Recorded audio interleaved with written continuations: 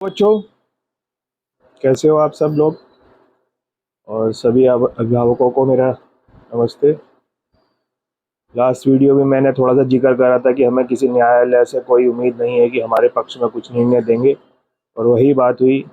Supreme court ने भी counselling पर रोक लगाने से मना कर दिया है, और दिल्ली हाई कोर्ट वालों ने भी काउंसलिंग पर रोक लगाने से मना कर दिया है। तो बच्चों के साथ तो न्याय मुझे अब दिखाई नहीं दे रहा कि कुछ मिलेगा, और जो भी हो रहा है सभी अन्याय के कगार पे सब कुछ चल रहा है।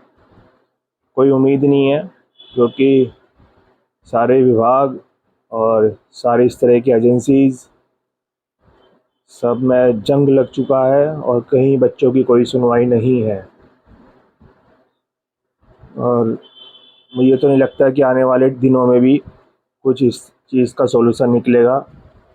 हमारा मेन मकसद यही था कि इंक्वायरी बैठे एंड टू एयर, अपनी गलतियां माने, और काउंसलिंग पे जब तक रोक लगे कि जब तक के कोई अच्छा रिजल्ट निकल के ना आए। मगर मुझे ऐसा कुछ नहीं लग रहा, किसी ने भी कोर्ट ने कोई भी कैसी भी बच्चों को रिलीफ नहीं दी। जिस तरह से इन एनटीए वालों ने भसड़ फैलाई है, खिचड़ी फैलाई है, इन्होंने सारी हदें पार कर दी हैं, और अब इस एजेंसी पे कोई ट्रस्ट भी नहीं रहा। इन फ्यूचर ये कोई भी टेस्ट करवाता है तो बच्चों का कोई अभी इस पर ट्रस्ट रहा ही नहीं। ये कितने ही पेपर कंडक्ट करा ले, अब बच्चा पेपर देने से पहले ये देखेगा कि मैं इस एंट्रेंस का फार्म भरूं या ना भरूं। कितने बच्चों का और कितने पेरेंट्स का इन्होंने मनोबल तोड़ दिया इन सारे कामों से। हमें माननीय सुप्रीम कोर्ट का रिजल्ट आने से पहले बड़ा वो था कि हो सकता है माननीय सुप्रीम कोर्ट समर वैकेशन में जो हियरिंग करेगा, कुछ बच्चों के पक्ष में कुछ बोलेगा, कुछ कार्य करेगा, मगर उन्होंने भी कोई पॉजिटिव रेस्पॉन्स नहीं दिया। हाई कोर्ट वालों ने भी कोई अच्छा रेस्पॉन्स नहीं दिया। तो अब बचा क्या? अब एनटीए वाले अपनी वो चाह ही रहे हैं कि हम फटाफट फटाफट काउंसलिंग करें। और जहाँ तक मुझे लग रहा है कि इन्होंने जो रिजल्ट निकाला है 14 तारीख से 4 तारीख में, 4 तारीख में रिजल्ट निकालने का भी यही इनका उद्देश्य रहा होगा कि 4 तारीख में निकालते हैं, हाय तौबा मचेगी, और 1 महीने के अंदर हम काउंसलिंग कर देंगे, समर वैकेशन चल रही है सारी कोर्टों की, कुछ नहीं होने का हमारा। ये सारा इनका मिली भगत था। ये सारी सारी इनकी प्री प्लान, सारी की सारी इनकी चालें थी, और जिसमें कि ये 80% हर चाल में अपना सफल हो रहे हैं। और मेरे तो ये नहीं समझ में आता कि ये फिर एंट्रेंस पेपर ले क्यों रहे हैं। अरे जब तुम्हें सारे ऐसे कांड करने ही थे तो ये एंट्रेंस ख़त्म कर दें, ये नीट वाला पेपर का कलेस ही ख़त्म कर दें। अपना इंटर के बच्चे की मार्कशीट के जो मार्क्स आए हुए उसकी तरफ से एक मेरिट लिस्ट बना दें, और उसकी फीस रख दें कि 20-25 लाख रुपए पर एनम की एमबीबीएस की सीट हम अलॉट करेंगे। ये एंट्रेंस पेपर का देने का मतलब क्या है? बताओ आप, क्या मतलब है? जब आपको सारे ऐसे काम करने हैं, या तो आप पैसा कमाने चाह रहे हो, 1700 रुपए के जो आपने फार्म लिए हैं या जैसे भी लिया है, अगर आप उस अमाउंट को 24 लाख बच्चों से अगर मल्टीप्लाई करते हो तो लगभग 4 बिलियन रुपीस बैठ रहे हैं। वो पैसा कहाँ गया? 4 बिलियन। इतनी जीरो आएंगी उसमें भी कि आप ये कैलकुलेट के गलत हो जाएगी कि कितने बैठ रहे हैं। 4 करोड़, 4 अरब, 4 खरब। वो पैसा कहाँ गया? वो तो तुम खा गए, सटक गए, या तुम्हारे एजेंटों में, या जो तुम्हारे ठेके लिए हैं लोग बागों ने पेपर आउट कराने के, पेपर लीक करने के, और टाइम लैप्स के बहाने के लिए, और बच्चों को इस सेंटर से उस सेंटर भेज के पेपर आउट कराने के। ये तो सारी जग जाहिर है आपकी बातें। आप किसी चीज़ को मान ही नहीं रहे। आपने पेपर लीक को नहीं मांगा, आपने जिन बच्चों को नंबर दिए हैं ग्रेस मार्क्स के नाम पे, उनका टाइम लैप्स का आपने किस तरह से कैलकुलेशन करा, उसकी कोई आप नहीं दे रहे, सही सच्चाई नहीं देना चाह रहे। केवल आपने तो पैसे कमाने का ही जरिया बना लिया, और बच्चों के साथ अन्याय कर दिया, अभिभावकों के साथ अन्याय कर दिया। बचा कुछ नहीं। अब 4 जून को रिजल्ट हुआ है, 1 महीने के अंतराल के बाद काउंसलिंग शुरू हो जाएगी, और जो माननीय सुप्रीम कोर्ट का आदेश और हाई कोर्ट का आदेश तो वो तो जुलाई में है। उस बीच में सारे काम निमट जाएंगे, फिर होगा क्या? करते रहो सुनवाई। पेरेंट्स भी चिल्लाते रहो, बच्चे भी चिल्लाते रहो, होना कुछ नहीं। जिन बच्चों का एडमिशन हो जाएगा कि फिर वापसी हो रहे हैं, कुछ भी होने का। बच्चों की मेन मांग यही तो थी सारे के सारे इंसिडेंट पे कि जब तक कि अगर कोई क्लियर नोटिफिकेशन ना आ जाए, जब तक आप काउंसलिंग पर रोक लगा दो। तो इसमें क्या बुरा मांग लिया बच्चों ने? अपने हक की लड़ाई कर रहे थे तो काउंसलिंग पे तो रोक लगा देते कि जब तक अच्छी साफ सुथरी इमेज ना बन जाए या सब सेट आउट ना हो जाए, जब तक काउंसलिंग पे रोक लगाई जाती है। इस पर तो कोई, मैं तो समझता नहीं कि माननीय सुप्रीम कोर्ट को या दिल्ली हाई कोर्ट को कुछ इस पर आपत्ति होनी चाहिए। इतना तो आप 100 में 1% आपको तो सारे अधिकार थे, काउंसलिंग पर रोक लगा देते। और सिंपल सी मेरी तो एक बात ये कहना है, जब आपको सारे ऐसे कांड करने हैं, पेपर आउट कराना है, पेपर ये ग्रेस मार्क्स दे के जो चीटर्स को आगे बढ़ाना है, नंबर AIR 1 पे आपको बच्चों को बिठाना है, तो आप पेपर दिला क्यों रहे हो? मत दिलाओ। मीडियम क्लास फैमिली वाले बच्चे मोस्टली बैठते हैं नीट में। आप ये कह दो कि इंटर में जितने मार्क्स आए हैं उनके अकॉर्डिंग मेरिट लिस्ट बनेगी और MBBS के लिए 20 लाख रुपए 25 लाख रुपए NM की फीस होगी।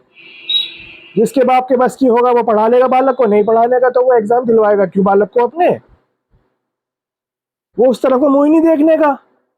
अब जो बच्चा वहाँ पेपर देगा उनसे आप अपना आप सेटिंग कर लेना, लोग जी एंट्रेंस तो आने का नहीं है इसका, आपको अगर नंबर 2 में तो करवाना हो तो करा लो। हमें मिसगाइड क्यों कर रहे हो? मीडियम क्लास वाले फैमिलियों को मिसगाइड क्यों कर रहे हो आप? और हमारे पैसे क्यों खा रहे हो आप 2-2 हज़ार रुपए का? आप NTO वाले खुद कैलकुलेशन कर लो, पैसों कितने पैसे आप कितने खरब रुपए आपने खा लिए एंट्रेंस के नाम पे, और आपने रिजल्ट क्या दिया? अत्याचार कर दिया, अन्याय कर दिया बच्चों के साथ आपने। पेरेंट्सों की रात दिन की नींद जो है आपने खत्म कर दी। जो बच्चे मेहनती 4-4 साल से तैयारी कर रहे थे उनको आपने मेंटली पागल बना दिया। अब वो कंफ्यूजन में है कि हम क्या करें, कहाँ जाएं, पढ़ें लिखें या कहीं मिस्त्रीगिरी करें। वो सब आपने धूमिल कर दिया, उनके सारे के सारे सपनों में आपने पानी फेर दिया।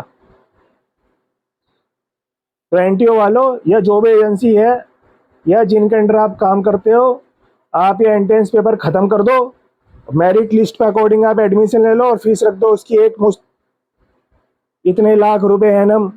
जिसके माँ बाप के बस की होगा तो वह पेपर दिलाएगा, नहीं तो नहीं दिलाने का।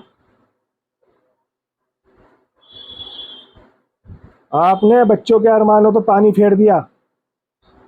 क्यों पढ़ाता है बच्चे अपने 7वीं 8वीं से बच्चों को क्यों तैयारी करता है कि हम इसको डॉक्टर बनाएंगे, और जब वो पॉइंट आता है तो वहाँ सारे के सारे इस तरह से कर्म कांड होते हैं और आपने जिंदगी खराब कर दी बच्चों की और पेरेंट्सों की। ये एक बच्चे की बात नहीं है, एक बच्चे के बाद 2 माँ बाप होते हैं और उसके भाई बहन भी होते हैं, फूफा ताऊ चाचा सब होते हैं। आप इसको 24 लाख से मल्टीप्लाई कर लो 4 गुना। आपने उन पेरेंट्सों की, उन परिवार वालों की भावनाओं को ठेस पहुंचाया है, उसका खामियाजा कौन भुगतेगा?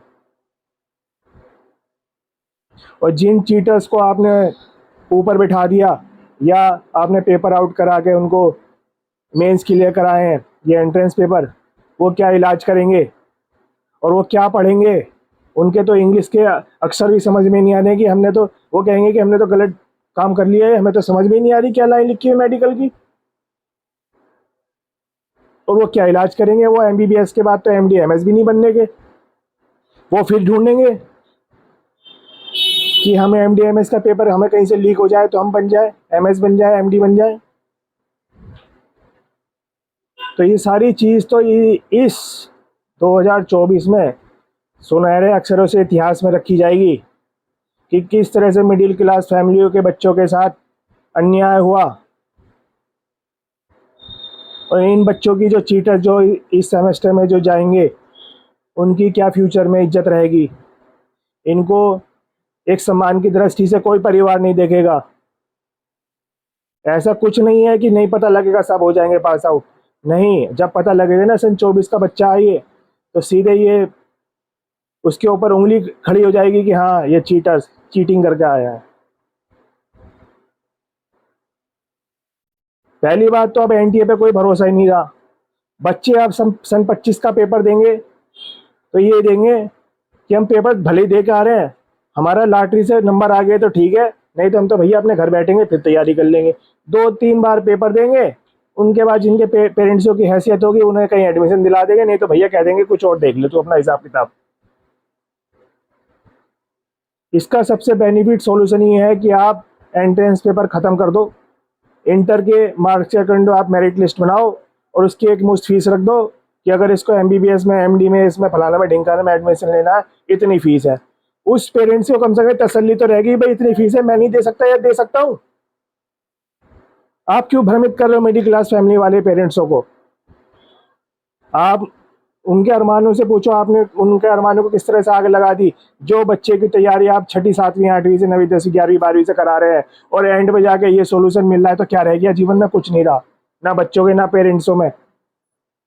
आपने विश्वास खत्म कर दिया, सब कुछ खत्म कर दिया। यहाँ की न्याय व्यवस्था बिल्कुल डंप हो गई। अब बताओ किस पे विश्वास कर ले? माननीय सुप्रीम कोर्ट ने भी कोई रिलीफ नहीं दी बच्चों को, दिल्ली हाई कोर्ट ने भी कोई रिलीफ नहीं दी। अभी 2-4 दिन में काउंसलिंग चालू हो जाएगी, फिर बच्चे का क्या? कुछ नहीं, बाबा जी का टल्लू। बच्चे एडमिशन लेने को तैयार बैठे हैं।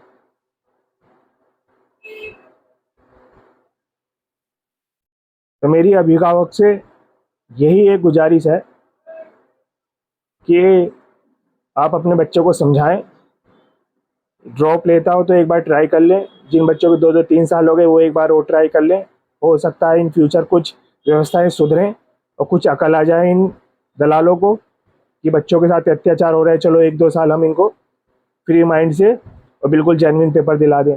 अन्यथा पेरेंट्सों से यही मेरी अपील है कि मैं भी हूँ इसमें शामिल, ये नहीं कि मैं आपको शिक्षा दे रहा हूँ या मैं कुछ बात बता रहा हूँ, मैं भी कुछ शामिल हूँ। उनकी कोई सिमिलर लाइन इनको बच्चों को हम करा देते हैं, वो ज़्यादा अच्छा रहेगा।